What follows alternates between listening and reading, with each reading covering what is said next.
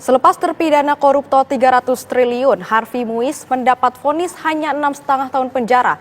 Lini masa media sosial diramaikan gerakan rela dihukum demi uang besar. Fenomena satir itu dinilai marak terjadi karena ada rasa keadilan yang terusik di tengah kebijakan politik yang saat ini berdampak pada masyarakat.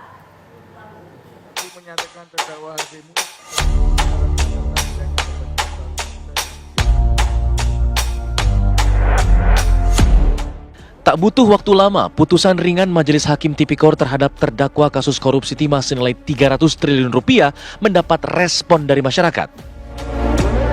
Secara satir, netizen seakan kompak ramai-ramai mengaku rela dihukum masuk penjara asalkan bisa korupsi seperti Harvey Muiz hingga 300 triliun rupiah.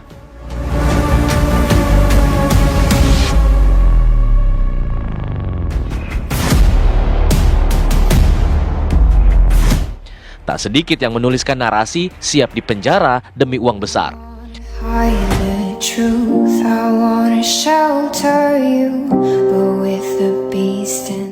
Salah satu akun warganet bahkan menjabarkan turunan nilai uang korupsi dibandingkan dengan jumlah hukuman penjara. Promo akhir tahun daftar harga korupsi beserta hukuman penjaranya. Kalau Anda korupsi 300 triliun, Anda akan dihukum 6,5 tahun. Kalau ini dirasa terlalu berat, Anda bisa ambil promo-promo maling di bawahnya ya. Paling ringan Anda korupsi 4,6 triliun dihukum selama 1 bulan saja. Akun netizen tadi satu dari sekian banyak yang menyindir putusan ringan bagi koruptor dengan nilai fantastis. Tak terkecuali mantan mentalis dan YouTuber papan atas, Deddy Corbuzier. Gue punya pertanyaan ya.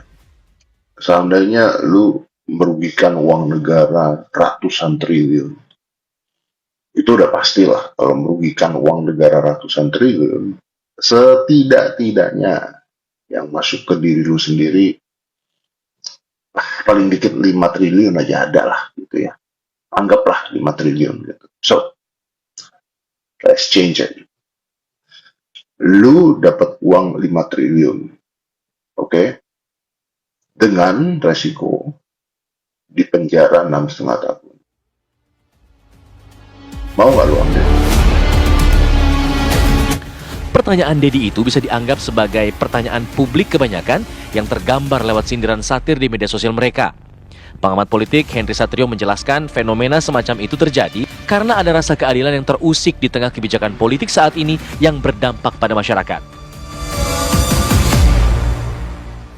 Reaksi-reaksi masyarakat terhadap kasus korupsi 300 triliun yang hanya kemudian dihukum hanya 6,5 tahun penjara itu membuat masyarakat naik pitam. Kenapa? Karena dirasakan tidak ada keadilan di sana karena merugikan negara begitu besar 300 triliun. Sementara masyarakat harus mengikuti kebijakan pemerintah yang akan menyesuaikan tarif pajak menjadi 12%. Bahkan banyak yang bersuara bersedia untuk korupsi 300 triliun atau bersedia untuk juga ikut korupsi demi mendapatkan uang dan hanya dihukum penjara sebentar menurut mereka. Nah, kemudian hal ini juga memicu gerakan-gerakan lain seperti misalnya ada gerakan Mari Korupsi ya, sebuah gerakan yang sangat negatif, tapi hal ini dilakukan untuk dalam rangka menuntut keadilan, memenuhi rasa keadilan sosial, kemudian pemerintah secara keseluruhan bisa mengambil peran penting dalam upaya memberikan keadilan dan mengurangi kemiskinan bagi rakyat Indonesia. Sepatutnya sorotan publik pada para lembaga penegak hukum yang tengah dinilai mencederai masyarakat ini bisa dijadikan momentum untuk memperbaiki sistem hukum di negeri ini. Tim TV One mengabarkan.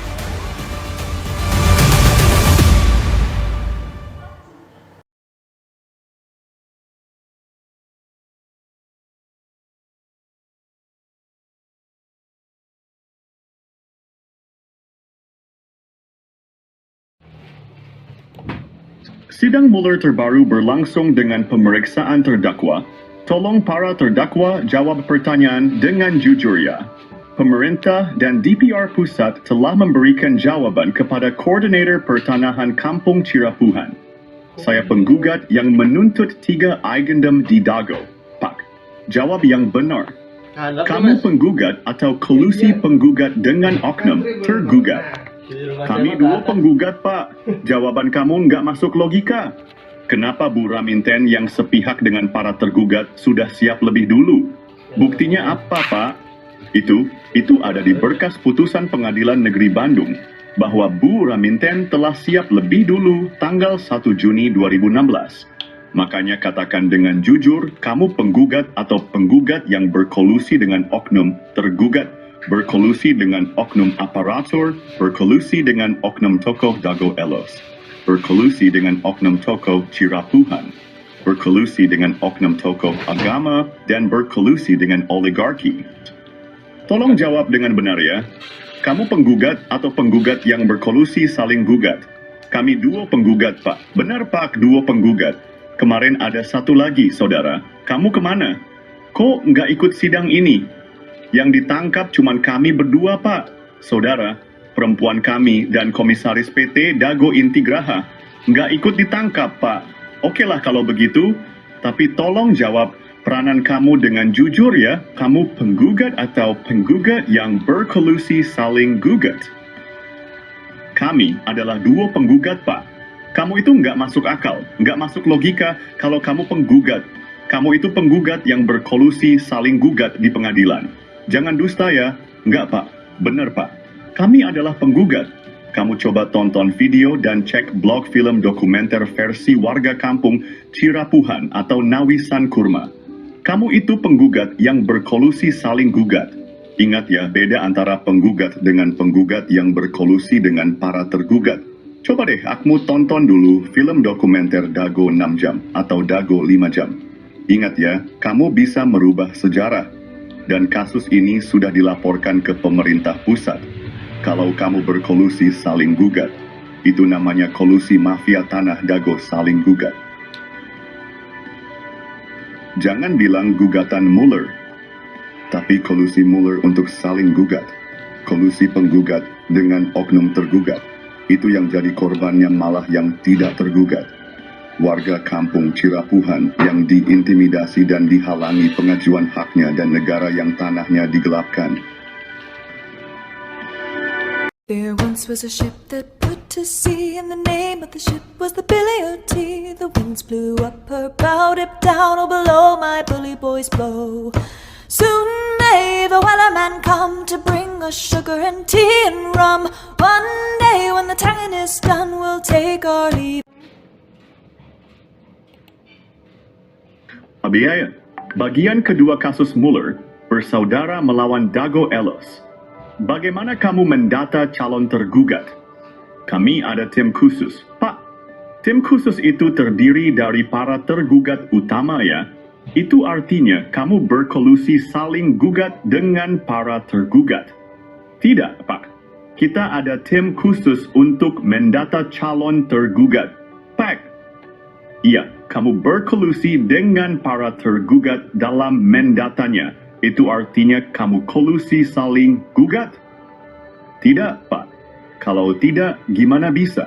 Anda menjadikan 4 tergugat utama yang dianggap warga kampung Cirapuhan itu termasuk jaringan Anda. Artinya, kamu berkolusi saling gugat. Tidak, Pak. Lalu bagaimana kamu bisa mendata dengan detail keluarga Udin Sudinta? Kebetulan saja, Pak. Jawaban kamu nggak masuk logika. Coba kamu tonton video versi kampung Cirapuhan bahwa yang mendata calon tergugat adalah oknum tergugat. Buktinya apa, Pak? Berkas Pengadilan Negeri Bandung tergugat nomor 69 atas nama Udin S itu sekarang dipakai Yani, anak Udin Sudinta. Tergugat nomor 99 atas nama Usin Sudinta itu yang sekarang dipakai tambal ban. Lalu tergugat nomor 232 atas nama Cepi. Padahal anak Udin Sudinta kan ada beberapa, kenapa Anda tulis atas nama Cepi? Tergugat nomor 233 atas nama Cepi, ini kan sudah dioperkan ke Pak Dirman. Kenapa nggak ditulis Pak atas nama Pak Dirman? Kamu takut ya, kalau Pak Dirman dibantu oleh warga yang nggak ikut jaringan mafia tanah saling gugat? Jaringan mafia tanah saling gugat. Apa-apa? Sebentar, kita lanjutkan dulu. Tergugat nomor 301 atas nama Udin S yang sekarang dipakai warung kopi. Bagaimana mungkin kamu bisa mencatat tergugat dengan detail keluarga besar Udin Sudinta? Buktinya apa, Pak? Itu berkas putusan Pengadilan Negeri Bandung. Katakan dengan jujur, kamu berkolusi saling gugat ya? Tidak, Pak. Kalau tidak itu nggak masuk akal. Coba deh kamu tonton film dokumenter versi Kampung Cirapuhan. Dalam film itu dijelaskan motif kolusi jaringan mafia tanah saling gugat. Tapi di berkas putusan Pengadilan Tinggi nggak ada itu, Pak. Yang kita bicarakan berkas putusan Pengadilan Negeri Bandung. Kalau gugatan Mueller itu nggak masuk logika dan akan merugikan warga Kampung Cirapuhan dan negara senilai 100 miliar hingga 1 triliun rupiah. Coba cek blog dan video versi Kampung Cirapuhan. Ini kasus sudah dilaporkan ke pemerintah pusat. Sebaiknya kamu jujur ya, sengketa tanah Dago ini adalah kolusi mafia, tanah saling gugat. Bukan gugatan, tapi kolusi saling gugat. Berkolusi untung mendapatkan untung bila pihak tergugat menang atau pihak penggugat menang.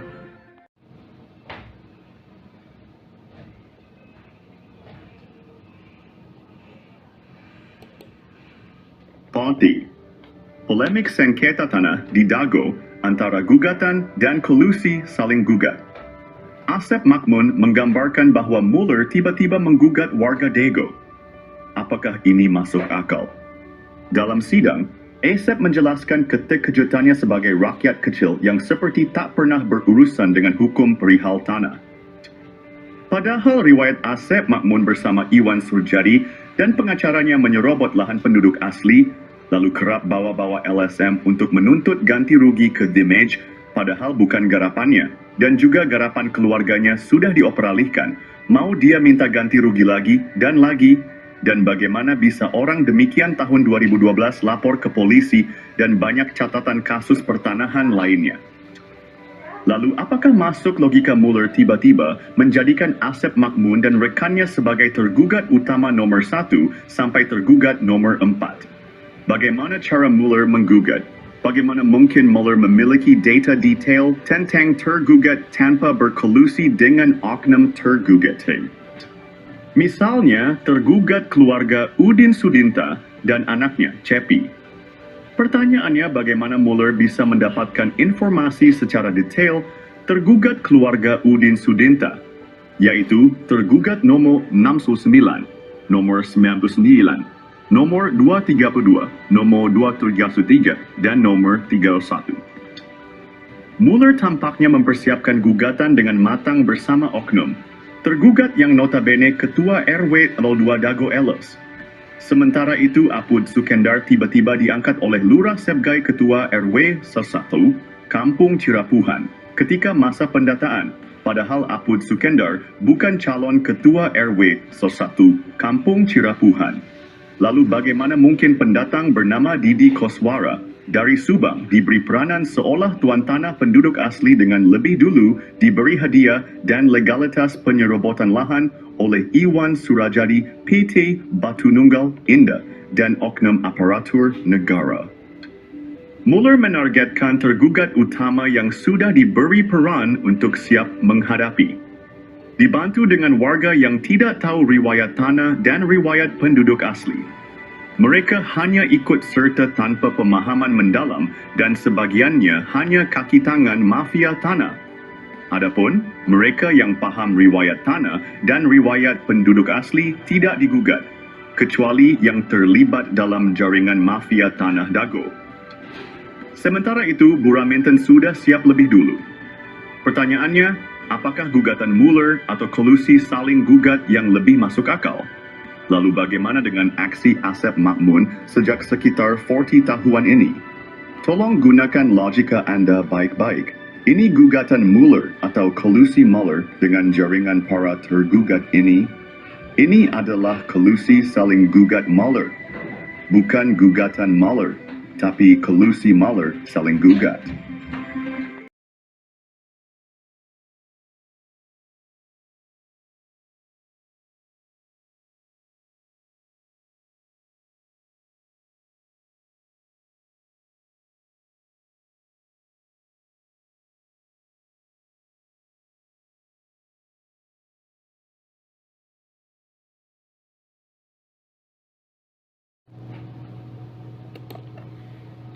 Bab I, sidang Mueller terbaru memasuki bagian ketiga. Fokusnya adalah pemeriksaan dua Mueller sebagai penggugat yang berkolusi saling gugat dengan oknum para tergugat. Pertanyaan dimulai, saudara kenal dengan orang bernama Daddy M. Saad? Penggugat menjawab tidak mengenal orang tersebut. Ini membuat majelis terkejut. Bagaimana mungkin Anda tidak mengenalnya? Ada interupsi, tidak kenal ya tidak kenal. Dapat dijelaskan, ini berkaitan dengan kasus kolusi mafia tanah saling gugat. Menurut warga kampung Cirapuhan, surat pajak bumi dan bangunan sering digunakan untuk memindahkan atau pengoperalihkan hak pertanahan. Bahkan warga penduduk asli dan kelompoknya agak dihalangi untuk membuat surat PBB. Alhamdulillah Muhammad bin Yaman punya surat PBB dan dibayar sejak tahun 2001 hingga sekarang. Dan dia juga menyatakan bahwa PBB tahun 2002 hingga tahun 2024 ini perlu diperiksa karena diduga kuat sebagai kaki tangan jaringan mafia tanah saling gugat dan atau sebagai warga yang suka memberikan gratifikasi pada oknum aparatur negara. Karena koordinator kampung Cirapuhan sudah mencoba mengajukan PBB untuk penduduk asli dan kelompoknya tapi dihalang-halangi kecuali ikut serta sebagai kaki tangan jaringan mafia Tanah Dago atau melakukan penyuapan atau gratifikasi.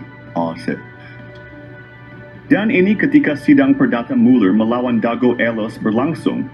Ada penghapusan PBB atas nama Didi Koswara seluas 15,000 meter lalu diubah menjadi Daddy Mohamad Saad. Ini diduga terkait modus mafia tanah yang menggelapkan hak pertanahan warga penduduk asli dan kelompoknya juga pada tanah fasilitas umum warga dan atau tanah negara.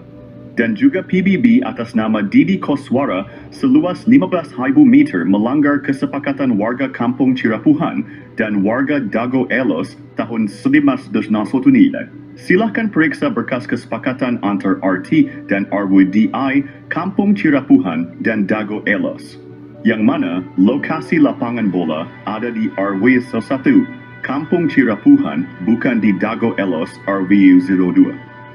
Ini merupakan Eigendom 3042. Sekalipun surat PBB bukan surat tanah, akan tetapi surat PBB digunakan sebagai alat kolusi antara penggugat dan oknum, para tergugat dan atau pihak yang terlibat jaringan mafia Tanah Dago dan atau tanda bahwa pemiliknya diduga kuat melakukan gratifikasi atau penyuapan oknum aparatur negara. Kasus ini mengungkap praktik gelap yang merugikan warga penduduk asli kampung Cirapuhan dan kelompoknya dan juga fasilitas umum warga dan atau tanah negara dan juga merupakan argumentasi bahwa penduduk asli dan kelompoknya telah diintimidasi dan atau dihalang-halangi haknya untuk mendapatkan hak pertanahan. Untuk itu PBB tahun 2002 hingga tahun 2024 ini perlu diperiksa dengan seksama karena diduga kuat sebagai kaki tangan jaringan mafia tanah saling gugat dan atau sebagai warga yang telah memberikan gratifikasi pada oknum aparatur negara. Dan PBB atas nama Didi Koswara ini terhapus dan telah dikonfirmasikan oleh pengurus RT 27 RW 1 Kampung Cirapuhan dan tokoh masyarakat RW 2 Dago Elos yang bernama Pak Abidin bahwa Didi Koswara menyatakan PBB itu sudah dikuasakan ke adik iparnya, yaitu Asep Makmun. Untuk itu, PBB tahun 2002 hingga tahun 2024 ini perlu diperiksa dengan seksama karena diduga kuat sebagai kaki tangan jaringan mafia tanah saling gugat dan atau sebagai warga yang telah memberikan gratifikasi pada oknum aparatur negara. Dan selanjutnya mohon warga penduduk asli dan kelompoknya diberi hak untuk mengurus surat PBB dan mengurus hak pertanahan. Sekali lagi kami tanyakan Anda apakah mengenal Dedi M. Saad? Tolong jawab dengan jujur ya.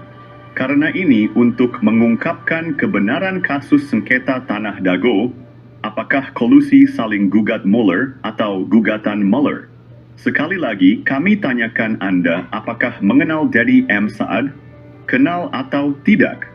Baik itu Anda kenal dan atau kalau tidak kenal berarti anggota jaringan mafia tanah ada lagi yang belum terungkap. Makanya silahkan Anda cek blog atau video dokumenter versi Kampung Cirapuhan atau Nawisan Kurma. Ini adalah kisah nyata. Kini atau nanti kita harus berjuang untuk mengungkapkan kebenaran.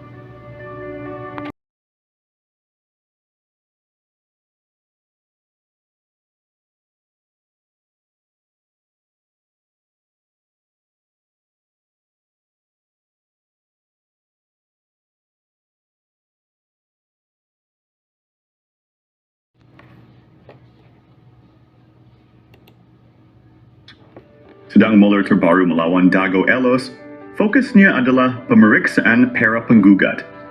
Penggugat menuntut 0,3 hektar tanah di Dago. Ini adalah tuntutan yang cukup besar. Adakala yang terlalu besar atau terlalu luas itu kadang sukar bagi manusia untuk memahaminya. Dengan kata lain, adakala manusia itu punya keterbatasan cara memahami suatu hal yang terlalu besar atau terlalu luas. Kadang sesuatu yang besar bisa membingungkan. Mungkin kita akan memulai dengan skala kecil dulu saja. Misalnya, jika hanya menuntut tanah secara perdata dari Apud Sukendar, berapa meter yang bisa didapat jika menang? Dan sebaliknya, jika Apud Sukendar menang, berapa meter yang dia dapatkan? Memulai dari skala kecil bisa lebih jelas. Lalu Alosana gimana? Lalu Didi Koswara gimana? Nggak bisa gitu Pak. Kita langsung nuntut skala besar saja. Jawaban Anda nggak masuk logika. Kita dapat informasi dari warga kampung Cirapuhan. Apud Sukendar itu nggak punya garapan di Eigendom Verponding yang Anda tuntut. Kenapa Anda susah-susah menuntut Apud Sukendar?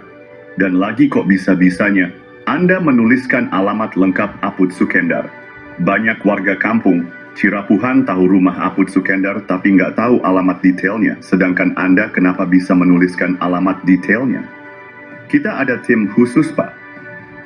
Tim khusus yang mengarahkan supaya Apud Sukendar menghadapi gugatan Anda. Ya namanya nuntut hak Pak.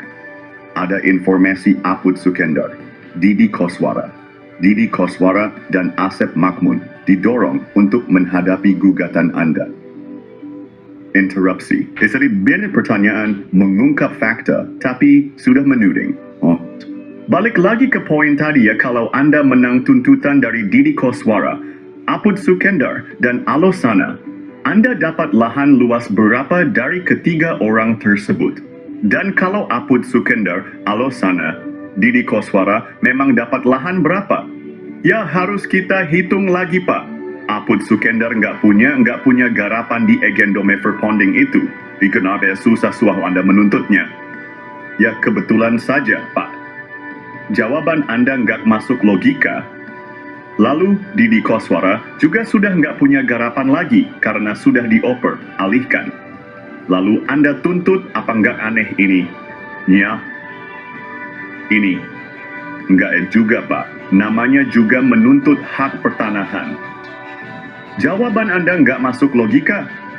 Misalnya keluarga Udin Sudinta dan juga atas nama Cepi. Totalnya kan ada 5 yang dinyatakan sebagai tergugat nomor 69, tergugat nomor 99, tergugat nomor 232, tergugat nomor 233, dan tergugat nomor 311.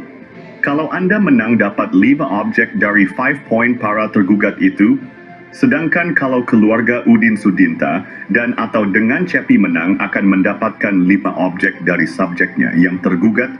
Bisa jadi begitu. Pak, kalau kita bisa jadi untung dong pihak yang tergugat. Untung gimana Pak?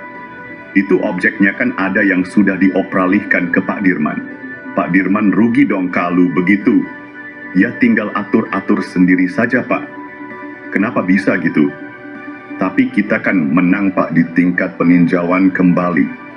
Bukan begitu, maksud kita kan hendak mengungkapkan kebenaran yang berdasarkan ketuhanan yang Maha Esa. Dan ini bisa menimbulkan masalah baru lagi. Kita dapat informasi, Anda menuntut tergugat sedangkan objeknya belum tentu dikuasainya. Bisa jadi dikuasai terminal Dago, misalnya warung kopi, atau yang dipakai tambal ban. Ya tinggal atur-atur aja Pak kalau mereka menang. Tapi dalam putusan peninjauan kembali kita menang kan Pak? Interupsi, Pak. Maaf, kami mohon tidak diinterupsi. Karena ini menyangkut adanya pihak yang paling dirugikan, yaitu pihak yang tidak tergugat ataupun pihak yang enggak ikut serta sebagai penggugat. Kenapa enggak gabung aja ke warga lainnya? Satu, mohon maaf, enggak bisa begitu. Kenapa enggak bisa begitu? Itu enggak mau bersatu saja. Apa arti bersatu kalau hanya merugikan tanah hak warga lainnya dan atau tanah hak negara dan atau fasilitas umum? Enggak bisa. Pak, itu harus gabung dengan salah satu pihak saja. Ini ada dugaan kuat seperti kasus di Tangerang, mafia tanah saling gugat. Seperti kasus mafia tanah saling gugat di Tangerang. Yang punya hak pertanahan malah nggak ikut dilibatkan sebagai tergugat atau penggugat. Karena kasus di Tangerang adalah mafia. Tanah saling gugat. Maka boleh ada pihak yang ikut serta untuk bergabung. Sama dengan sengketa tanah Dago. Dugaan kuat adalah kolusi mafia tanah saling gugat bukan gugatan tapi kolusi mafia tanah saling gugat di Dago. Jadi kalau bergabung malah menjadi masalah yang merugikan warga kampung Cirapuhan dan negara. Coba Bapak dan Ibu tonton penjelasan dalam video versi Kampung Cirapuhan atau Nawisan Kurma. Tonton video yang durasinya agak panjang juga cek blognya. Perlu dijadikan catatan bahwa kasus ini sudah dilaporkan ke pemerintah pusat dan sudah dapat atensi dari DPR RI Pusat Komisi 2.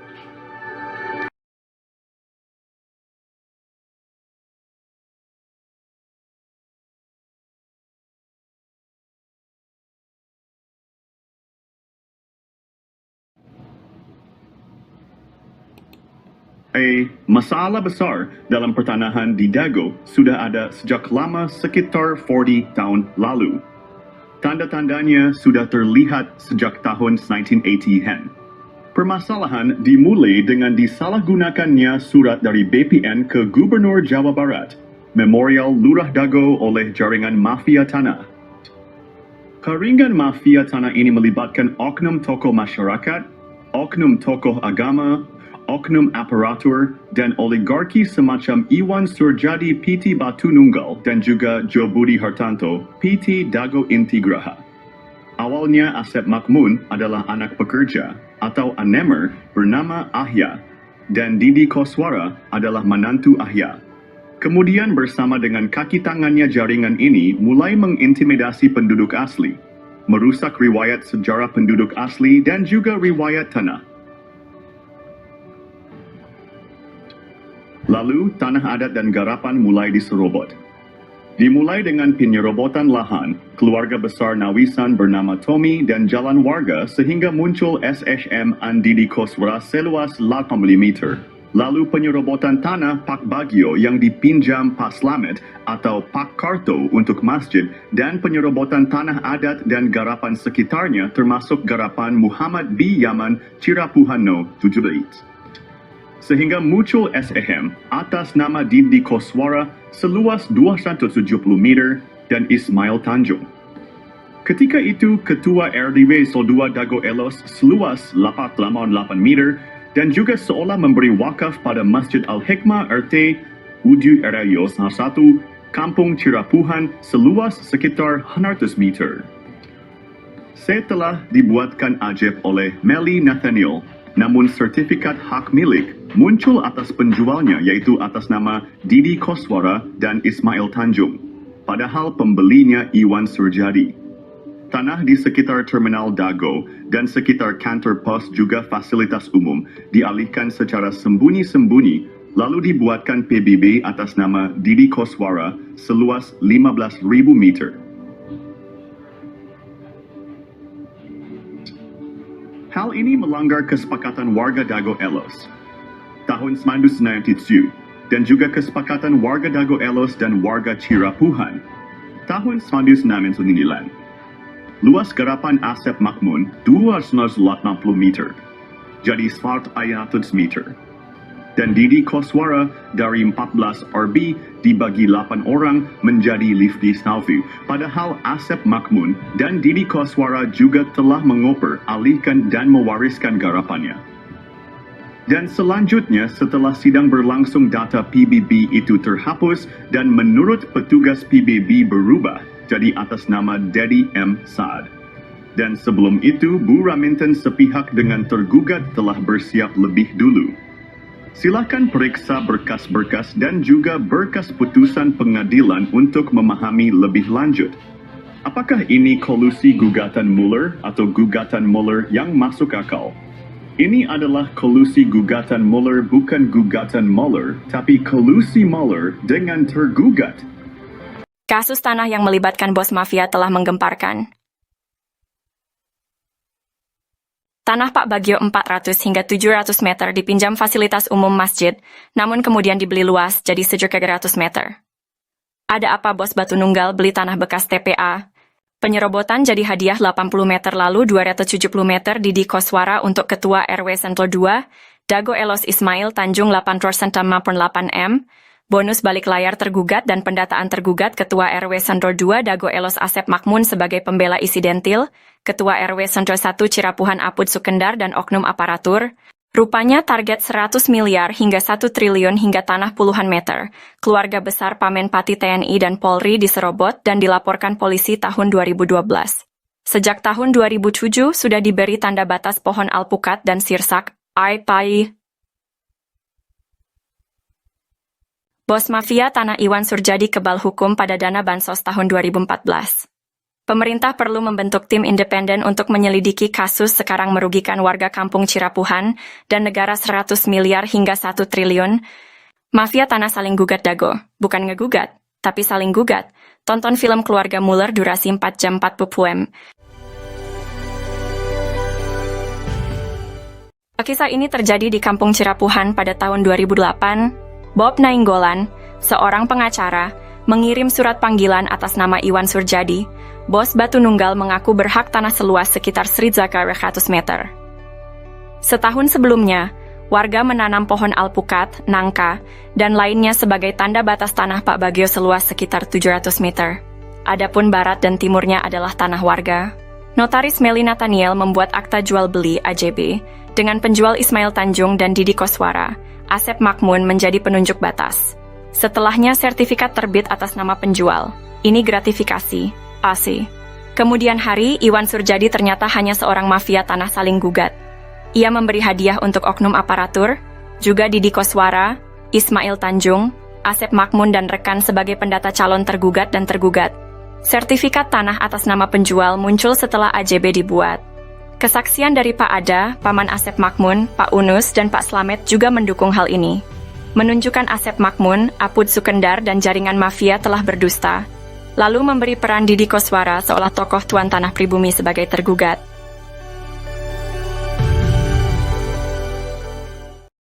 Oh jantan, bapak teh ngegales di iya di Ramana nih. Di Ramana nih. Di Ramana Asep Makmun. Mohon. Terus Lanjut gitu di baheula. terus di gitu diuwihkeun deui ka ieu. Teu anggar we garapan mah di dinya aya. Mohon. Teu diuwihkeun. Maksudna teh di Tilas galian dititipkeun gitu. Nya dicuwe we dititipkeun nya ku diarurus ku Didi gitu. Mohon aing kemari teh di dieu ku ieu dijual ku Surjadi. Mohon. Eta oge masalah kasusna oge, luasna oge nyerobot nu sanesna deui. Itu atas nama pembelinya itu Iwan Surjadi, penjualnya Ismail Tanjung. Sertifikatnya harusnya atas nama siapa? Ismail kalau penjual. Pembeli kan? Kalau jadi kalau pindah tangan ke pembeli berarti jadi Iwan Surjadi ya harusnya ya. Iya. Tapi ini kenyataannya setelah dibuatin AJB itu udah dikasih hadiah berarti. Ini kan atas nama ini kan penjualnya. Pembelinya Iwan Surjadi. Pada tahun 1992, 2008, dan 2012, terjadi beberapa kasus penyerobotan lahan. Kasus ini melibatkan banyak pihak dan sertifikat tanah yang dipertanyakan keabsahannya. Bukti penyerobotan lahan melibatkan nama-nama seperti Iwan Surjadi, Didi Koswara, dan Ismail Tanjung. Juga Asep Makmun, Apus de Sukendar. Bukti peta sertifikat atas nama Rosid dan Triono berasal dari Rahman Hadi Saputra, keluarga Ewong binti Nawisan. Ada juga sertifikat atas nama Diman Adikarta bin Neh Emeh dan Eti serta Acik dari keluarga Neh Eyong. Kesaksian dari Pak Ada alias Suhanda, pamannya Asep Makmun, dan Didi Koswara menyatakan bahwa tanah tersebut bukan tanah adat, tapi tilas galian pasir artinya Eigendom. Pak Slamet juga menyatakan bahwa Ahya, Didi Koswara, dan Asep Makmun adalah pendatang dan tidak punya tanah adat. EJB dibuat oleh notaris Meli Nathaniel, namun sertifikatnya atas nama penjual, bukan pembeli. Diduga kuat Iwan Surjadi adalah oligarki mafia, tanah saling gugat tahun 2016. Maka, sertifikat atas nama Didi Koswara dan Ismail Tanjung, atau Iwan Surjadi seluas 8,6,8 meter dan 270 meter tidak sah. Wakaf masjid seluas sekitar 100 meter perlu ditinjau. Dan dukungan Ustadz Diki Sulaiman Sarjana Pendidikan perlu diperiksa. Oknum tokoh masyarakat, oknum aparatur diduga kuat mendukung gratifikasi, yat.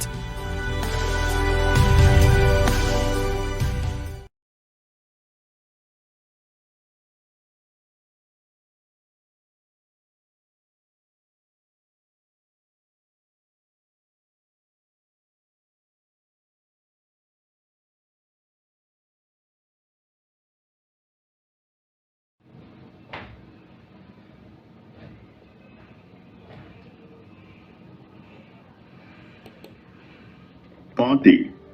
Polemik sengketa tanah di Dago antara gugatan dan kolusi saling gugat. Asep Makmun menggambarkan bahwa Muller tiba-tiba menggugat warga Dago. Apakah ini masuk akal? Dalam sidang, Asep menjelaskan keterkejutannya sebagai rakyat kecil yang seperti tak pernah berurusan dengan hukum perihal tanah. Padahal riwayat Asep Makmun bersama Iwan Surjadi dan pengacaranya menyerobot lahan penduduk asli, lalu kerap bawa-bawa LSM untuk menuntut ganti rugi ke damage, padahal bukan garapannya, dan juga garapan keluarganya sudah dioperalihkan. Mau dia minta ganti rugi lagi, dan bagaimana bisa orang demikian tahun 2012 lapor ke polisi dan banyak catatan kasus pertanahan lainnya. Lalu apakah masuk logika Muller tiba-tiba menjadikan Asep Makmun dan rekannya sebagai tergugat utama nomor 1 sampai tergugat nomor 4? Bagaimana cara Muller menggugat? Bagaimana mungkin Muller memiliki data detail tentang tergugat tanpa berkolusi dengan oknum tergugat? Misalnya, tergugat keluarga Udin Sudinta dan anaknya, Cepi. Pertanyaannya bagaimana Muller bisa mendapatkan informasi secara detail tergugat keluarga Udin Sudinta, yaitu tergugat nomor 69, nomor 99, nomor 232, nomor 233, dan nomor 31. Muller tampaknya mempersiapkan gugatan dengan matang bersama oknum, tergugat yang notabene Ketua RW 02 Dago Elos. Sementara itu, Apud Sukendar tiba-tiba diangkat oleh Lurah Sebgai Ketua RW 1, Kampung Cirapuhan, ketika masa pendataan. Padahal Apud Sukendar bukan calon Ketua RW 1, Kampung Cirapuhan. Lalu bagaimana mungkin pendatang bernama Didi Koswara dari Subang diberi peranan seolah tuan tanah penduduk asli dengan lebih dulu diberi hadiah dan legalitas penyerobotan lahan oleh Iwan Surjadi PT Batu Nunggal Indah dan oknum aparatur negara. Mueller menargetkan tergugat utama yang sudah diberi peran untuk siap menghadapi. Dibantu dengan warga yang tidak tahu riwayat tanah dan riwayat penduduk asli. Mereka hanya ikut serta tanpa pemahaman mendalam dan sebagiannya hanya kaki tangan mafia tanah. Adapun mereka yang paham riwayat tanah dan riwayat penduduk asli tidak digugat, kecuali yang terlibat dalam jaringan mafia tanah Dago. Sementara itu, Buraminten sudah siap lebih dulu. Pertanyaannya, apakah gugatan Mueller atau kolusi saling gugat yang lebih masuk akal? Lalu bagaimana dengan aksi Asep Makmun sejak sekitar 40 tahun ini? Tolong gunakan logika Anda baik-baik. Ini gugatan Mueller atau kolusi Mueller dengan jaringan para tergugat ini. Ini adalah kolusi saling gugat Mueller, bukan gugatan Mueller, tapi kolusi Mueller saling gugat.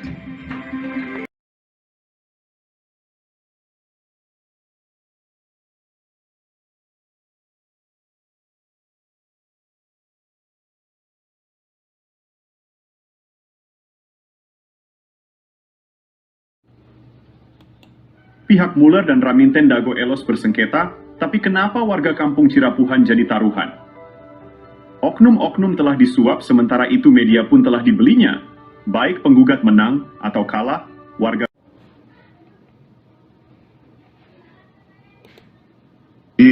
Kasus-kasus Tanah Dago bisa diibaratkan bandar judi.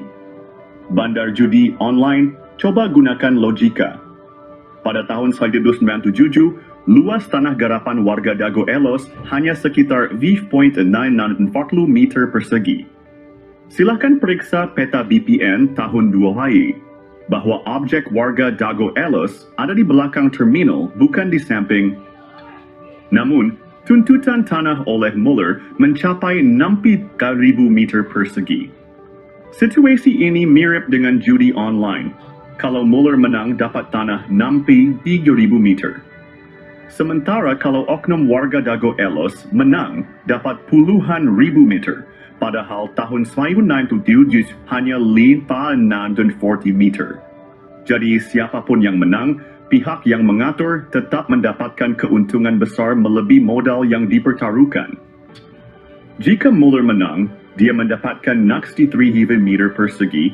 Silakan periksa berkas putusan Pengadilan Negeri Bandung. Jika oknum tergugat menang, mereka mendapatkan puluhan ribu meter persegi. Padahal kan tahun 1997, luas tanah hanya 540 meter. Jadi intinya bandarnya yang menang. Dan ini membuktikan ada bandar di sengketa Tanah Dago. Coba gunakan logika Anda. Ini sistem hukum tidak adil dan berpihak pada oligarki. Oknum aparatur, oknum tokoh masyarakat, dan oknum tokoh agama yang terlibat jaringan mafia tanah. Kasus Tanah Dago menggambarkan bagaimana sistem bisa dimanipulasi seperti bandar judi online. Seperti bandar judi, siapapun yang menang, pihak tertentu tetap untung. Jadi selama wacananya gugatan Mueller, siapapun yang menang, maka bandar masih saja untung. Sekali lagi, kami Koordinator Pertanahan Kampung Cirapuhan mengingatkan bahwa kasus Tanah Dago adalah kolusi Mueller dengan oknum tergugat. Jadi bukan gugatan Mueller, tapi kolusi saling gugat. Kalau gugatan Mueller, maka warga Kampung Cirapuhan dan negara dirugikan. Kolusi saling gugat Mueller bukan gugatan Mueller, tapi kolusi saling gugat Mueller. Silakan periksa dengan seksama berkas putusan pengadilan dan periksa dengan seksama para tergugat. Periksa baik-baik domisili di mana para tergugat. Mereka ada di wilayah selatan, belakang terminal Dago. Sementara wilayah utara terkena juga dampaknya baik, itu Mueller menang ataupun tergugat menang.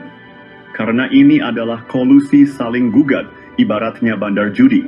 Ingat, Eigendome verponding terluas, yaitu 31742 dan 6867, ada di Kampung Cirapuhan RW 101, bukan di Dago Elos.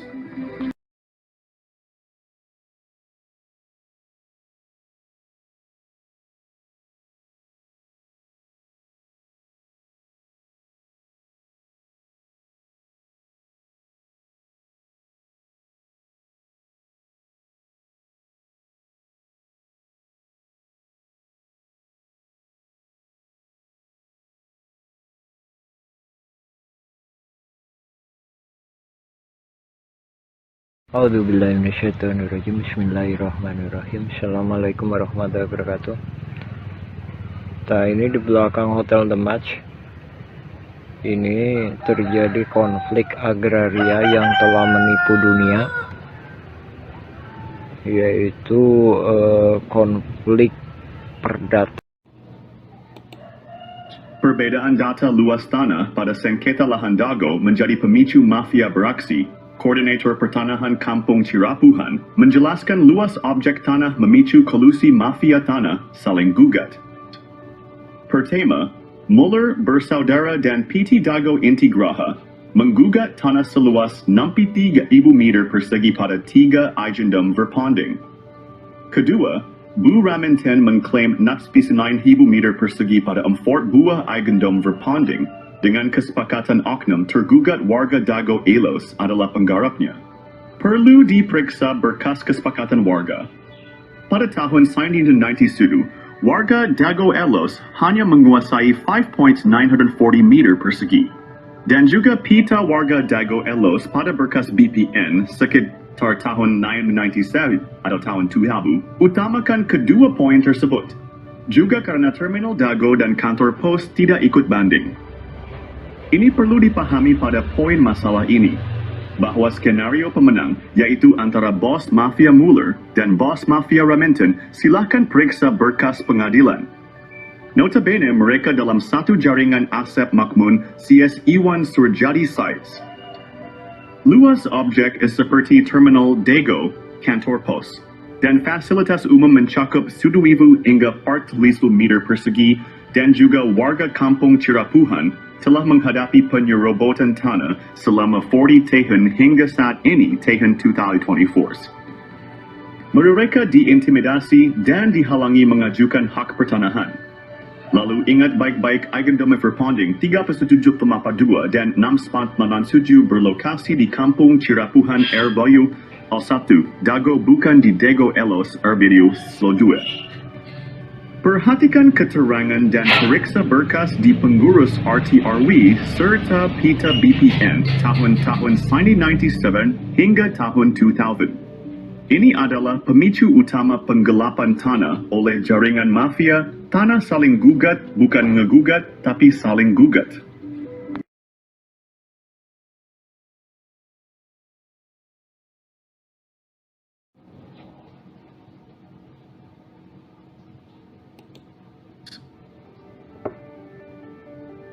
Mengungkap pihak dalam sengketa lahan Dago Elos Masla.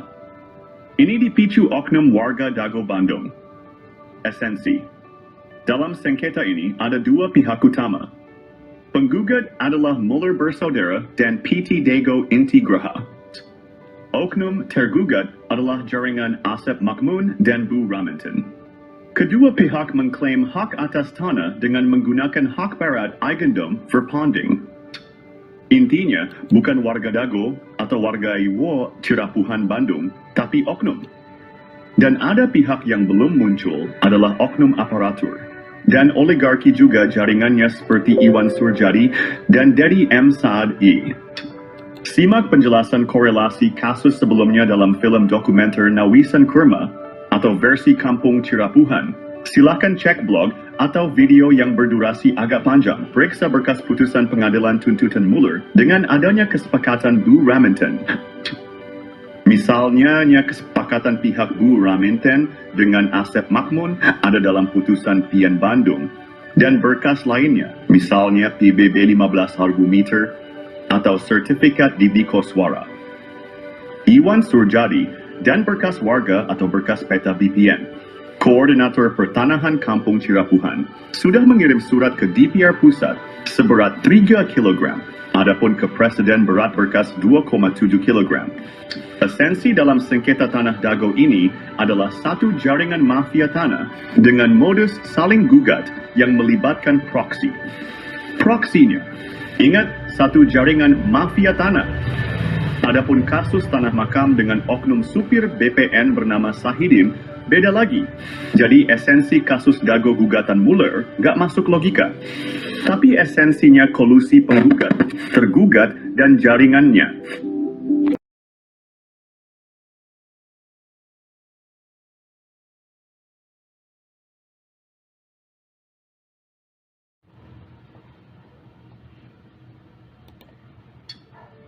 Konflik tanah di Dago Elos hanyalah kolusi saling gugat. Barang buktinya bahwa konflik Dago Elos adalah kolusi mafia. Tanah saling gugat adalah berkas putusan Pengadilan Negeri Bandung nomor 4114 PDT G 2016 PN BDG. Ini membuktikan kolusi saling gugat bukan gugatan Mueller, tapi kolusi Mueller dengan pihak tergugat. Oleh Koordinator Pertanahan berkas kolusi mafia tanah, saling gugat telah dikirim ke DPR dan Presiden juga lembaga lainnya. Ini juga slogan anti-hak berat Eigendome Verpanding oleh oknum tergugat tidak benar karena Bu Raminten juga pakai hak barat. Ikut. Bu Raminten memberi kuasa Hei Syamsul Maparepa tanggal 1 Juni 2016. Sebelum adanya gugatan Mueller bersaudara dan PT Dago Intigraha sampai ke tergugat. Adapun pihak ini masuk pengadilan agak telat hanya alibi. Yang jelas Raminten telah siap lebih dulu tanggal 1 Juni 2016. Mueller menggugat 3 Eigendom Verpanding, lucunya hantu, dan makam di Serobot juga wilayahnya oleh Bu Raminten. Jadi Bu Raminten lebih parah mengklaim 4 Eigendom Verpanding. Disepakati oleh pihak tergugat Asep Makmun CS pihak Dago Elos. Semua tergugat dianggap penggarap Bu Raminten.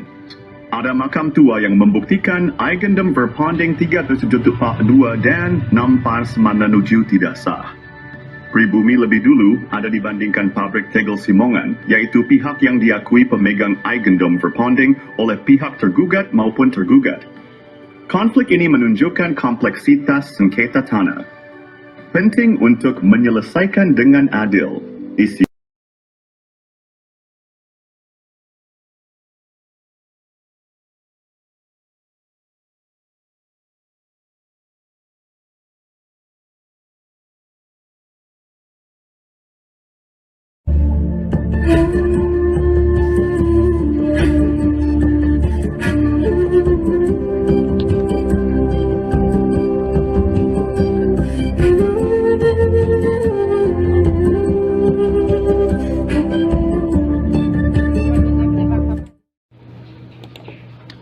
Info modus mafia Tanah Dago.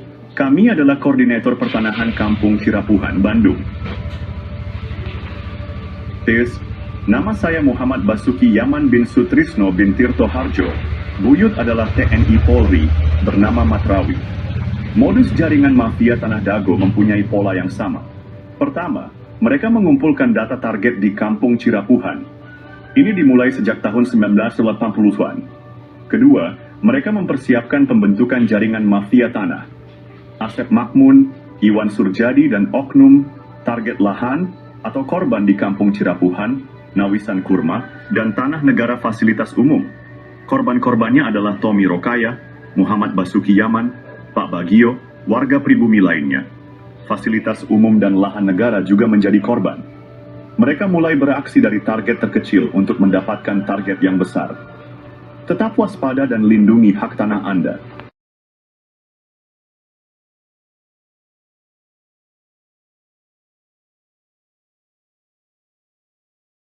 Tahap penyerobotan lahan Dago Bandung dimulai dengan penyerobotan lahan Tommy Rokaya, keluarga besar Nawisan yang menaungi ayah Bapak Asep Makmun. Lahan ini milik keluarga besar Nawisan dan luasnya 80 meter persegi. Sertifikat lahan tersebut diatasnamakan Didi Koswara, adik ipar Asep Makmun sebagai oknum. Tujuannya adalah untuk mendapatkan sertifikat dan menjadikan Didi Koswara sebagai tokoh pribumi tuan tanah. Bukti bahwa lahan tersebut milik Tommy adalah AJB antara Tommy dan M. Wikarta tahun 1996. Tommy adalah anggota keluarga besar Nawisan yang memperkerjakan Ahya, bapak dari Asep Makmun. Alamat lahan tersebut adalah Cirapuhan, RT 07 RW 1 Dagono, Owi, 33, Kota Bandung. Kasus ini mendukung skenario mafia tanah yang saling menggugat, seperti Mueller melawan Dago Elos tahun 2016. Penyerobotan lahan ini berlanjut dengan penyerobotan lahan garapan pribumi yang disebut Eigendom Verpanding. Modus mafia Tanah Dago EP3 target penyerobotan lahan yang lebih besar, teknik atau modus. Mereka menggunakan intimidasi untuk menghalangi warga pribumi. Warga ditakut-takuti dan diancam penjara oleh kaki tangan mafia tanah. Sejak tahun 1980-an, area garapan pribumi diserobot mafia tanah. Lahan ini juga diklaim oleh Eigendom Verponding Pabrik Tegel Simongan. Padahal keluarga besar Nawisan sudah ada sebelum pabrik itu berdiri. Modus mafia tanah juga melakukan kolusi dengan oknum aparatur, tokoh masyarakat, dan tokoh agama. Buktinya luas lahan jaringan Asep Makmun, dan keluarganya lebih besar daripada milik pribumi.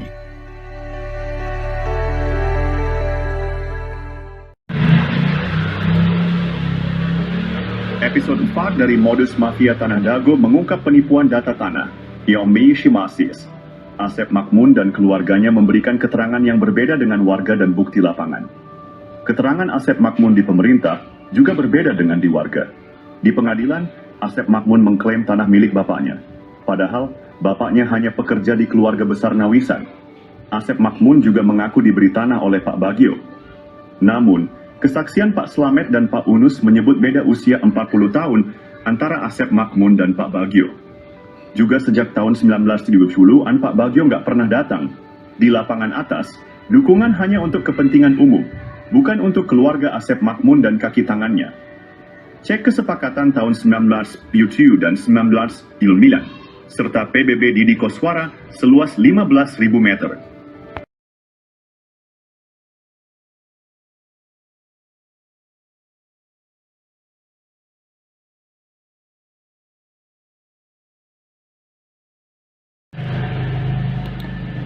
Berikut modus mafia Tanah Dago episode 5 versi Kampung Cirapuhan. Selain riwayat tanah yang kurang tepat, luasnya juga tidak sesuai dengan kenyataan. Di lapangan bawah, mafia tanah menyerobot lahan Pak Bagio yang dipinjam untuk Masjid Aresem. Mereka juga menyerobot lahan garapan Muhammad B. Yaman dan warga lainnya. Mafia tanah berkolusi dengan Iwan Surjadi dari PT Batu Nunggal Indah. Mereka juga bekerja sama dengan oknum ketua RW Nis Jiwa Dago Elos, Ismail Tanjung, dan Aput Sukendar, oknum Erbamis Sor 1 Cirapuhan. Sertifikat di Cirapuhan nomor 33 juga bermasalah. Mereka menyerobot lahan pribumi dan jalan warga. Asep Makmun dan keluarganya bermasalah dengan banyak pihak. Warga pribumi tidak berani melawan karena diintimidasi oleh jaringan mafia Tanah Dago, Toyo. Episode 6 dari Modus Mafia Tanah Dago mengungkap jaringan mafia tanah yang menciptakan kekacauan. Mereka menekan penduduk asli dengan mencampurkan mereka dengan pendatang yang melakukan urbanisasi. Kaki tangan mafia tanah berusaha menguasai dan menyerobot lahan penduduk asli. Mafia tanah ini mengintimidasi dan menghalangi penduduk asli mendapatkan hak atas tanah mereka. Mereka juga memprovokasi antar keluarga penduduk asli, Yipui, satu golongan didukung untuk menyerobot lahan saudaranya. Hal ini membuat batas dan riwayat tanah menjadi tidak jelas. Pendatang yang tidak ada kesepakatan malah mendapatkan tanah. Hubungan keluarga penduduk asli pun terputus. Mafia tanah berusaha menyembunyikan hubungan darah penduduk asli. Alhamdulillah, sekitar tahun 2010, kami temukan garis hubungan darah penduduk asli.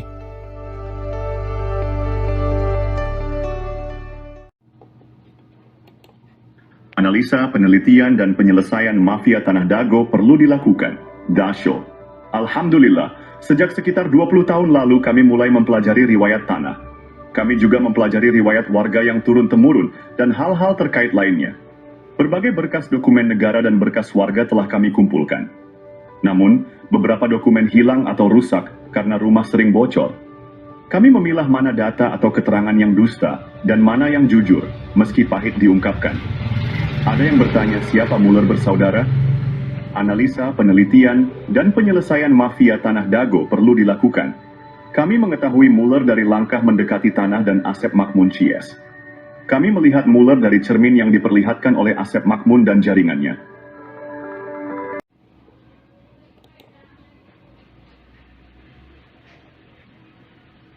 Episode Sadiu dari Modus Mafia Tanah Dago mengungkap jaringan mafia tanah yang sangat terorganisir. Mereka bekerja sama dengan berbagai oknum. Jaringan mafia ini melibatkan oknum aparatur, tokoh masyarakat, dan tokoh agama, mosi. Bahkan, sebagian orang yang menikah dengan penduduk asli diajak mengkhianati saudaranya. Mereka juga dibantu oleh oligarki atau pemodal seperti Iwan Surjadi yang beralamat di Budi Asih nomor Sen, 25, Bandung. Dengan bantuan mereka, tanah penduduk asli dijual dengan harga di bawah standar. Bahkan, seringkali tidak ada ganti rugi sama sekali. Parahnya, mafia tanah ini bisa mendapatkan keuntungan berkali-kali dari satu objek. Contohnya, SHM Didi Koswara atau Iwan Surjadi yang awalnya pinjam dari Pak Bagio dan garapan warga, misalnya Pak Yaman, lalu dijual ke pamannya bernama Ada, kemudian dijual lagi ke Iwan Surjadi dan digarap oleh adik atau anak mantunya. Modus operandi ini menunjukkan betapa terorganisirnya jaringan mafia tanah di Dago. Episode ini membuka mata kita akan praktik kotor yang merugikan penduduk asli. Kasus tanah yang melibatkan bos mafia telah menggemparkan. Tanah Pak Bagio 400 hingga 700 meter dipinjam fasilitas umum masjid, namun kemudian dibeli luas jadi 700 meter. Ada apa bos Batu Nunggal beli tanah bekas TPA? Penyerobotan jadi hadiah 80 meter lalu 270 meter Didi Koswara untuk Ketua RW Sentul 2, Dago Elos Ismail Tanjung 8% 8M, bonus balik layar tergugat dan pendataan tergugat Ketua RW Sentul 2 Dago Elos Asep Makmun sebagai pembela isidentil, Ketua RW Sentul 1 Cirapuhan Apud Sukendar dan oknum aparatur. Rupanya target 100 miliar hingga 1 triliun hingga tanah puluhan meter. Keluarga besar Pamenpati TNI dan Polri diserobot dan dilaporkan polisi tahun 2012. Sejak tahun 2007 sudah diberi tanda batas pohon alpukat dan sirsak, AIPAI.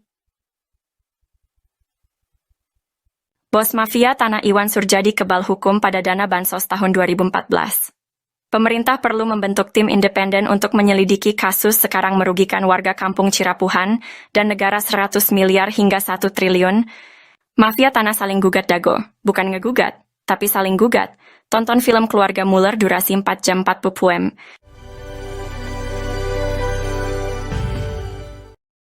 Oh jantan bapaknya ngegales di iya di Ramana nih. Di Ramana nih. Di Ramana Asep Makmun. Mohon. Terus gitu di baheula. Terus di gitu diuwihkeun deui ka ieu. Teu diangger we garapan mah di dinya aya. Mohon. Teu diuwihkeun. Maksudna teh di Silas galian dititipkeun gitu. Nya dicueul we dititipkeun nya ku diarurus ku Didi gitu. Mohon aing kemari teh si dieu ku ieu dijual ku Surjadi. Mohon. Eta oge masalah kasusna oge, luasna oge, nyerobot nu sanesna deui. Kasus tanah Dago Mafia Tanah Kolusi Saling Gugat, episode 8 mengungkap pola yang sama. Modus mafia tanah ini mengacaukan batas tanah dan riwayat tanah pribumi asli. Pada tahun 1992, tanah Pak Bagio, fasilitas umum seluas 400 meter hingga 700 meter tanah, dan 600 meter garapan warga lainnya juga diambil. Tanah tersebut diatasnamakan Didi Koswara seluas 270 meter. Ismail Tanjung atau Iwan Surjadi seluas 868 meter. Lalu sandiwara konflik Dago Elos melawan Muller muncul. Pada tahun 2002, wilayah Kampung Cirapuhan RW 01 diubah menjadi Dago Elos RW 02. PBB seluas 15.000 meter atas nama Didi Koswara, lalu dialihkan ke Dedi M. Saad. Begitu halnya tanah Tommy, tanah Unus, tanah makam diubah. Berita terbaru tentang mafia tanah Dago Elos kembali mencuat melakukan gol bunuh diri. Episode 9 kali ini mengungkap modus operandi yang hampir sama. Pada tahun 2008, keluarga Asep dan Didi menjadi target utama Iwan Surjadi, oligarki mafia tanah saling gugat. Anehnya tahun 2012, Muhammad B. Yaman dilaporkan ke polisi dan lurah. Juga dituding provokator dan anehen ya keluarga Asep dan Didi tenang saja ketika itu. Pada tahun 2016, Didi Koswara, Asep Makmun, Apud Sukendar, Alosana dan kelompoknya menjadi tergugat utama Muller, bersaudara. Anehnya tahun 2024, pengadilan, polisi, dan lembaga pemerintah yang sibuk, dan Muhammad B. Yaman juga jadi korban lagi. Didi, Apud, Alosana tenang-tenang saja. Karena ini, modus mafia tanah Dago adalah saling gugat. Bukan ngegugat, tapi saling gugat. Keluarga Didi Koswara dan Asep Makmun malah berkolusi pada kasus dulu dan sekarang. Maka siapapun yang menang, negara dan warga kampung Cirapuhan dirugikan 100 miliar hingga 1 triliun rupiah. Silahkan cek blog atau video versi Kampung Cirapuhan atau Nawisan Kurma. Ada penjelasan dan bukti dokumen. Kolusi mafia tanah saling gugat di Kampung Cirapuhan dan Dago Elos pada episode 10. Peranan beberapa oknum tokoh masyarakat dan oknum tokoh agama terlibat dalam mengkondisikan keadaan warga. Mereka memanfaatkan ketidaktahuan warga tentang riwayat tanah. Warga yang tidak paham dijadikan pion untuk diadu domba dengan aparat. Oknum tokoh agama juga berperan dalam situasi ini. Mereka meredam warga yang paham riwayat tanah agar tidak ikut serta. Ini membuat warga yang seharusnya bisa membela haknya menjadi pasif. Warga kampung Cirapuhan dan jamaah masjid terjebak dalam situasi sulit. Jika tergugat atau penggugat menang, hak mereka bisa hilang sementara oknum Thomas dan oknum Toga meredam DSN mengintimidasi. Mereka terpaksa diam karena takut diintimidasi.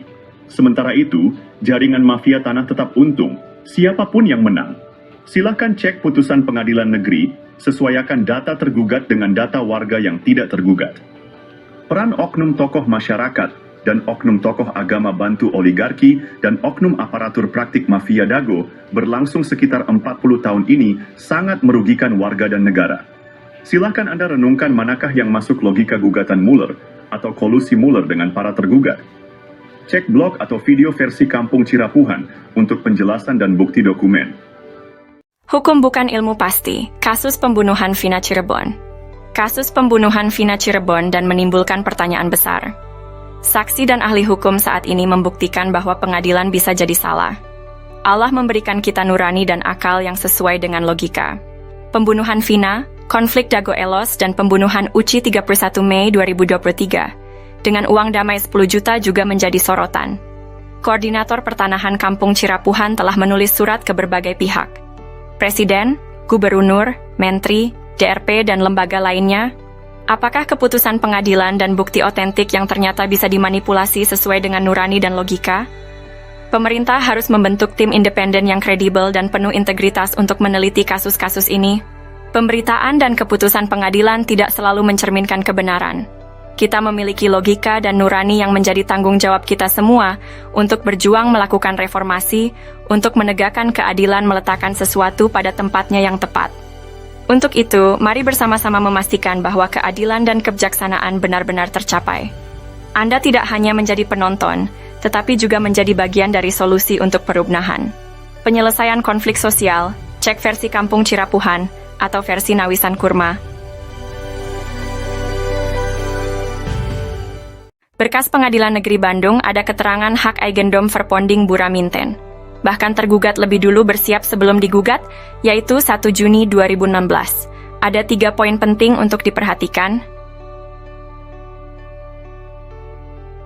Pertama, pemberitaan yang ada hanya Eigendom Verponding Mueller.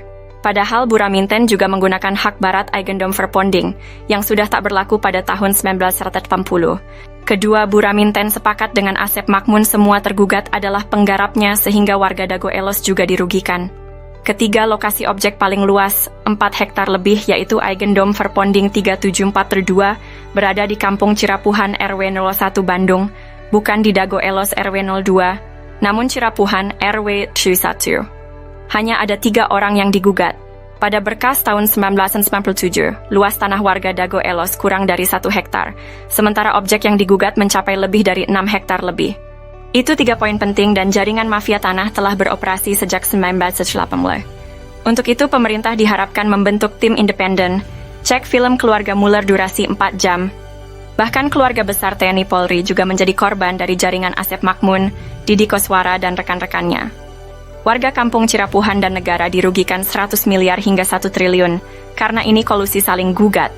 Bukan ngegugat, tapi saling gugat.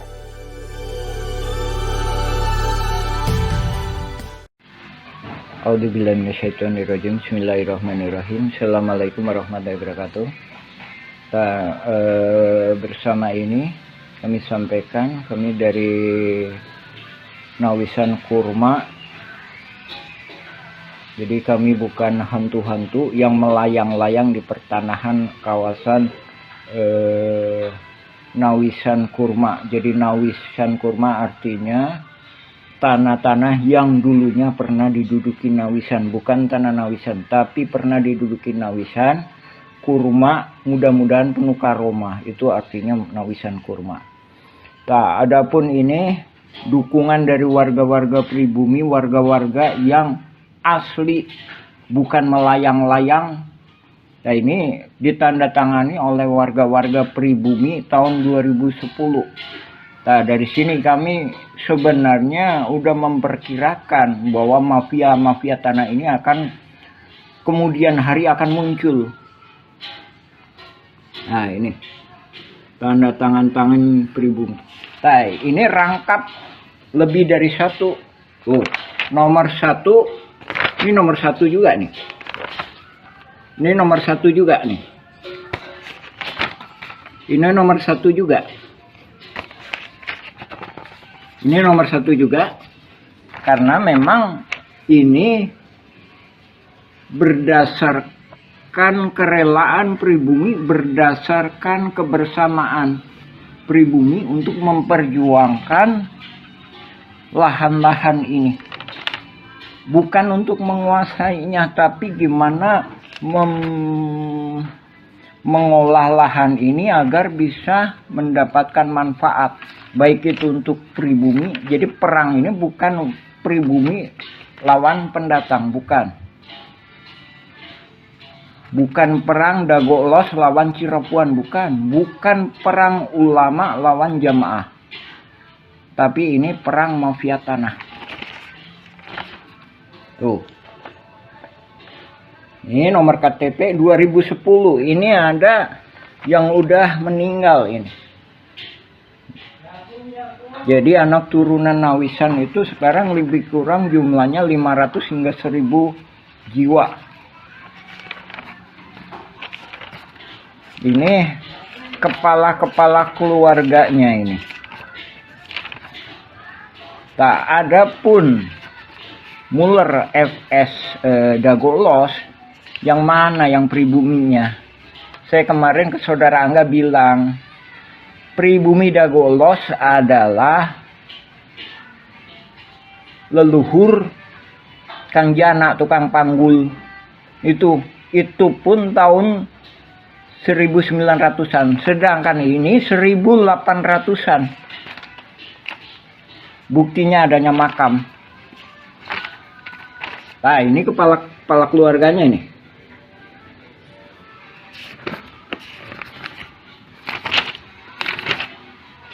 Ini ada materai ini, masih 6.000. Karena ini dibuat tahun 2010. Ini kita nggak menyerahkan ke BPN Kota Bandung, karena kita sendiri memahami bahwa masih adanya kaki tangan mafia di BPN dan beberapa instansi. Jadi banyak berkas-berkas yang kita tanda tangani sebelum adanya sidang gugatan Muller FS Dagolos. Sebagaimana telah kami sampaikan, ada Buraminten lah, ada Iwan Surjadi PT Batu Nunggal, ada Dedi Muhammad Saad. Nah, itu nggak tahu itu siapa itu. Itu hantu yang melayang-layang. Maksudnya dia di sini aja itu nggak punya peranan, gitu. Cuma dia begitu, karena mafia tanah ini mengorganisasinya benar-benar, sehingga seolah-olah bisa menjadikan dasar hukum. Padahal dasar hukum yang sah adalah berketuhanan. Nah, kami sebagai orang muslim mengakui bahwa tiada Tuhan selain Allah. Kalau di Indonesia, oke, berketuhanan yang Maha Esa. Nah, gimana mungkin penipu lawan penipu menghasilkan kekuatan hukum yang berketuhanan yang Maha Esa? Untuk itu kami mohon kepada Panglima tertinggi Republik Indonesia, baik sekarang maupun yang akan datang, yaitu Presiden, berikut jajarannya, DPR, MPR, berikut jajarannya Panglima TNI, Menhankam, Menteri Luar Negeri, berikut jajarannya juga ke BPN, juga Kantor Pajak Bumi dan Bangunan untuk mendukung kita, juga kepada Mahkamah Agung, mohon dibatalkan sidang perdata Mueller FS Dagolos. Yang terkena dampaknya itu warga-warga pribumi. Sekali lagi, kami tegaskan, itu nggak ada. Alosana pun itu memang ibunya nikah sama Elim. Tapi keberpihakan Alosana, bahkan saya sendiri minta izin kepada pribumi mengenai Alosana. Udahlah, gimana pemerintah masalah Alosana. Sekarang udah almarhum Alosana. Sekarang yang tinggal Didi Koswara sama Asep Makmun dan mafia-mafia kaki tangannya yang lainnya. Adapun Naput Sukendar juga udah almarhum, Ismail Tanjung udah almarhum. Didi Koswara lebih kurang usianya 74. Asep Makmun lebih kurang usianya sekitar 65-an. Untuk itu kami mohon kepada pemerintah segera membereskan masalah-masalah di Cirapuhan ini. Sekali lagi, Nawisan Kurma itu bukan berarti tanahnya Nawisan, tapi tanah yang pernah diduduki Nawisan, mudah-mudahan penuh karomah. Itu yang kami mohonkan. Kami adalah pejuang-pejuang yang di tebing, Pak, bukan di pinggir jalan. Dan kami juga menghormati hak-hak Dinas Perhubungan, kantor pos, dan masjid, juga fasilitas umum. Nah, sekarang fasilitas umum lagi diacak-acak sama mafia tanah. Ini yang membuat bingung. Baik itu pemerintah maupun warga pribumi. Jadi warga pribumi sendiri bahkan bingung juga. Dan ini juga langkah-langkah ini juga udah pernah kami sampaikan solusi-solusi kepada Lurah Dago ketika itu Pak Sahuri, gimana? Tolong ini pribumi masa nggak pegang secuil kertas pun surat tanah padahal leluhurnya udah bertahun-tahun. Demikian kami sampaikan. Assalamualaikum warahmatullahi wabarakatuh. Sejarah dimulai sekitar tahun 1850. Kampung Cirapuhan asal kata Cipanyepuhan, yang berarti besi tempah, tempat tinggal para petani, atau pekerja pembangunan rel kereta di Bandung Purwakarta, atau Bandung ke Garut. Cipanyepuhan meliputi Dago Pakar, Dago Jati, Cigadung, Dago Biru, dan Curug Dago. Setelah membuat gua Belanda, pada tahun 1918 atau 1923, kolonial Belanda bernama Simongan menduduki Bukit Dago dan membangun pabrik di Terminal Dago, membuat surat Eigendom 3740 dan 3741. Keluarga besar Nawisan menduduki lahan Cirapuhan Timur, sekarang Cipaheut, Kabupaten Bandung, Cirapuhan Barat, sekarang Cirapuhan, Kota Bandung, dan Sawargi depan Terminal Dago. Nama anak putri Nawisan dan menantu Nawisan, Neh Okoh nikah dengan Hasim. Anak cucu dari keluarga inilah yang menaungi Ahya, tapi dibalas dengan penyerobotan lahan oleh anak Ahya. Ahya bapaknya Asep Makmun, Ahya mertua Didi Koswara. Ne Eyong nikah dengan Mardasih, Ne Ewung nikah Karmita alias Kartasasmita, Ne Emeh nikah dengan Adikarta. Simongan secara sepihak membuat Eigendom Verponding 37442 dan 64447 di Kampung Cirapuhan, Kota Bandung. Ini tidak sah karena pribumi lebih dulu menduduki lahan tersebut, bukti dengan adanya makam Nawisan dan anak-anaknya. Silahkan pemerintah tinjau lokasi, informasi lebih lanjut bagian lanjutan. Anda dapat menjelajahi juga versi Kampung Cirapuhan atau Nawisan Kurma.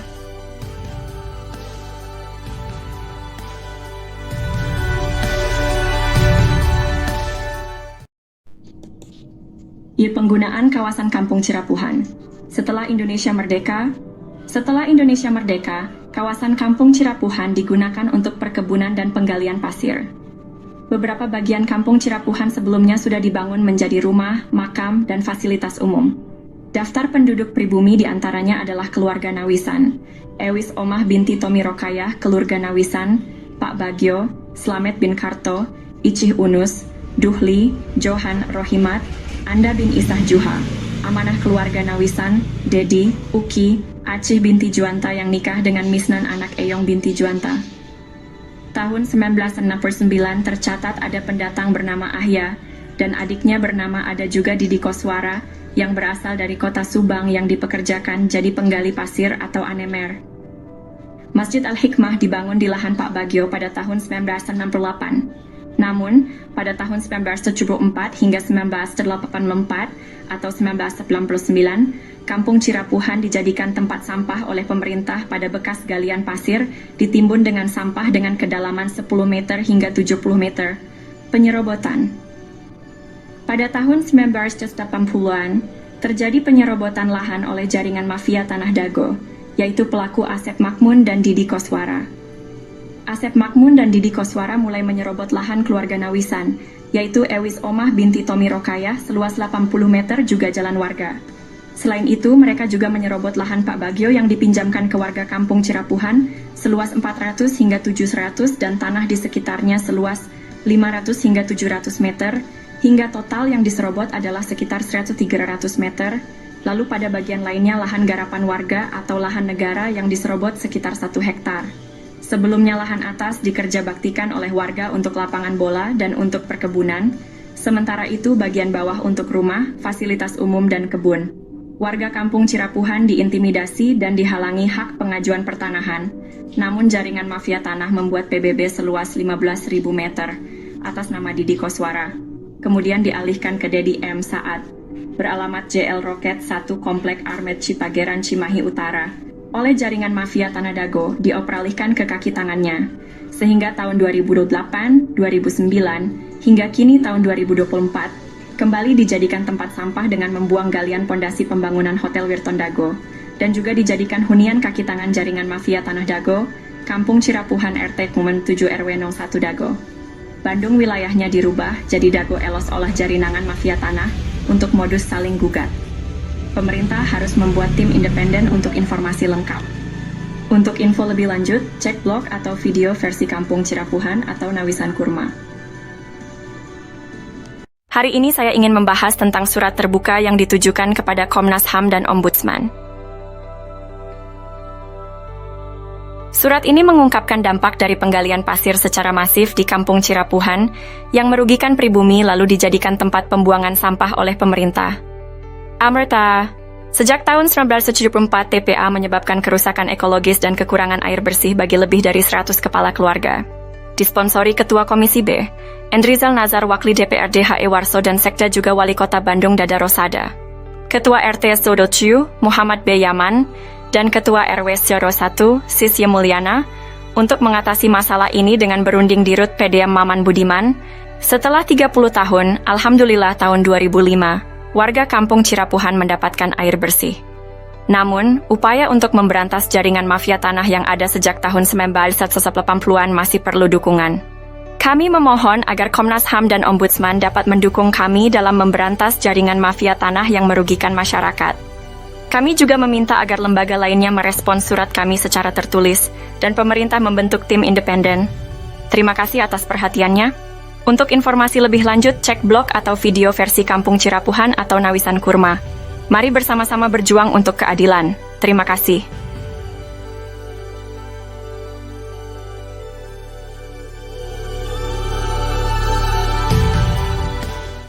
Halo semuanya, kita akan membahas mengapa mafia tanah beraksi di Cirapuhan. Asep Makmun dan Didi Koswara coba konfirmasikan siapa bapak dan kakeknya, bagaimana riwayat datang ke Cirapuhan. Tucker, Asep Makmun anak dari Ahya yang juga mertua Didi Koswara, dinaungi oleh pribumi Tomi Rokayah dan diberi pekerjaan sebagai penggali pasir atau anemer. Kenapa mafia tanah berani beraksi? Karena kemiskinan, keterbatasan pendidikan, dan mayoritas anak turunan Nawisan adalah perempuan. Mafia tanah, oknum warga, oknum aparatur, dan oligarki menganggap mereka sasaran empuk. Alhamdulillah. Pada tahun 2007, Ketua DPR Kota Bandung, Husni Mutakin merekomendasikan warga RT 07 RW 01 Cirapuhan untuk mendapatkan pendidikan tinggi UPI Bandung, Namun, warga menolak bantuan uang 1,5 juta dari Sekda Wali Kota Bandung. Warga minta masuk sekolah tinggi bukan uang. Dan tahun 2009 Depsos membantu pembentukan kelompok usaha bersama atau KUBE, tapi gagal karena intervensi oknum. Dengan swadaya warga membentuk KUBE, Kelompok Usaha dan Sosial Rakyat Madani atau KURMA, Nawisan Kurma. Semoga Allah memberkahi tanah yang pernah diduduki Nawisan, amin. Untuk itu, mohon dukungan semua pihak untuk memberantas sandiwara mafia tanah ini. Pemerintah perlu membentuk tim independen. Untuk info lengkap blog atau video versi Kampung Cirapuhan atau Nawisan Kurma,